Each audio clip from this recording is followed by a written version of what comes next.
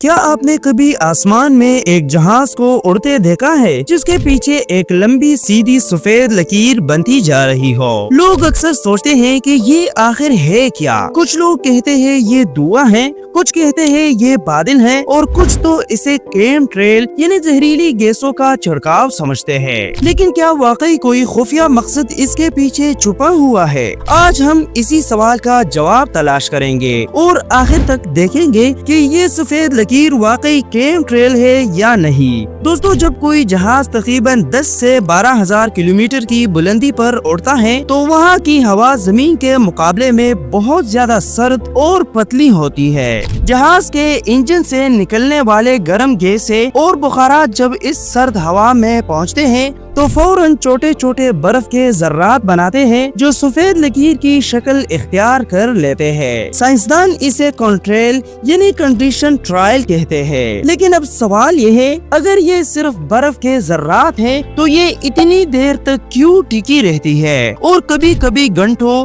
یا کئی میل تک پھیل جاتی ہے؟ تو چلیے آج اسی سوال کو سمجھنے کی کوشش کرتے ہیں۔ کنٹریل نظریے کے مطابق کچھ لوگ کہتے ہیں کہ یہ خفیہ طور پر آسمان سے کیمیکل چھڑکنے کا نتیجہ ہے تاکہ موسم یا ماحول پر اثر پڑے، چونکہ یہ لکیر کبھی فوراً غائب ہو جاتی ہے اور کبھی دیر تک ٹکی رہتی ہے، اس لیے لوگ اسے پراسرار اور مشکوک سمجھتے ہیں۔ لیکن کیا اس نظریے کے پیچھے کوئی مضبوط ثبوت موجود ہے؟ سائنسدان اور ماہرین فضائیات نے اس کا بغور مطالعہ کیا ہے۔ ہارورڈ، ناسا اور EPA کے مطابق ہر نمونے میں صرف پانی کے بخارات اور چھوٹے برف کے ذرات پائے گئے ہیں جو گھنٹوں تک ٹکی رہ سکتی ہے اور کبھی کبھی زمین کے درجہ حرارت یا روشنی کو تھوڑا سا متاثر بھی کر سکتی ہے۔ لیکن یہ بات واضح ہے کہ یہ کوئی خفیہ منصوبہ یا کوئی خفیہ کیمیکل نہیں ہے، یعنی جو کچھ ہم آسمان میں دیکھتے ہیں وہ صرف جہاز، ہوا،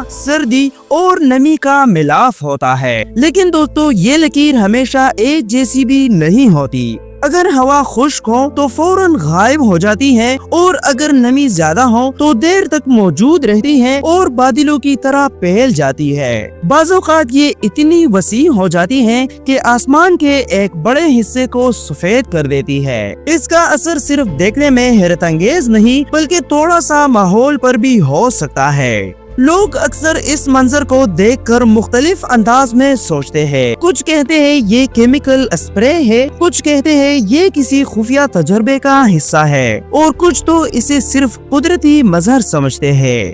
حقیقت یہ ہے کہ سائنسی تحقیقات نے ثابت کیا ہے کہ اس کے پیچھے کوئی خفیہ سازش نہیں، یہ صرف فطرت، ہوا اور جہاز کی رفتار کا ملاپ ہوتا ہے۔